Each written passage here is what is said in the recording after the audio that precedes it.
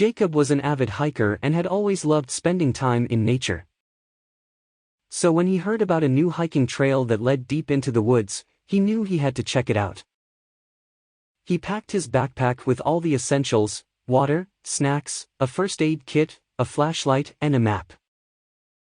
He double-checked everything and set out on his journey. The trail was beautiful, with lush green trees and a babbling brook that ran alongside it.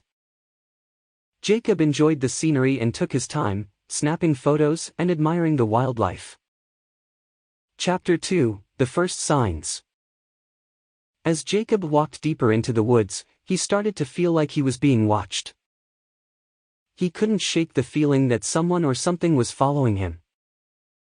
He tried to brush it off, thinking it was just his imagination, but the feeling persisted. He heard strange noises in the bushes and saw movement out of the corner of his eye. He quickened his pace, hoping to reach his destination soon. Chapter 3: Lost. Jacob had been hiking for hours when he realized that he had lost the trail. He tried to retrace his steps, but everything looked the same. He checked his map, but it was no help. He was lost, deep in the woods, with no idea how to get back. The feeling of being watched intensified, and Jacob started to panic. He tried to call for help, but his phone had no signal. He was completely alone, in the middle of nowhere. Chapter 4: The Abandoned Cabin. As Jacob walked, he saw an abandoned cabin in the distance.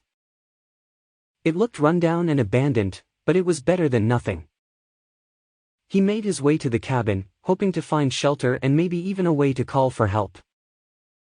The cabin was old and musty, with cobwebs covering every surface. It looked like it had been abandoned for years. Jacob explored the cabin, looking for a phone or some other means of communication, but there was nothing. He settled in for the night, hoping that someone would find him soon. Chapter 5: The Strange Noises. As Jacob lay in his sleeping bag, he heard strange noises outside the cabin. It sounded like someone was walking around, but he knew he was alone. He tried to ignore it, thinking it was just the wind, but the noise persisted.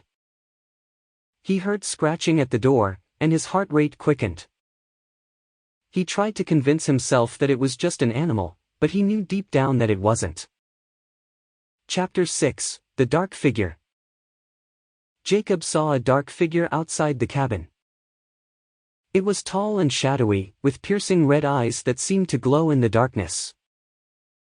He tried to scream, but no sound came out. He felt like he was in a nightmare, and he couldn't wake up. The figure approached the cabin, and Jacob could hear its heavy breathing. He was paralyzed with fear, unable to move or even scream. Chapter 7: The Escape. Jacob knew he had to escape. He gathered his things and made a run for it, not looking back. He could hear the figure chasing him, its heavy footsteps pounding the ground behind him.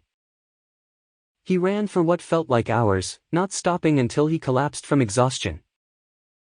He was panting and sweating, but he had escaped the figure. Chapter 8: The Other Survivors. As Jacob caught his breath, he saw other survivors emerging from the woods. They were dirty and scared, with wild eyes that told stories of horror and despair. They told Jacob about the creatures that lived in the woods, creatures that were not of this world. They told him about the sacrifices they had to make to survive, and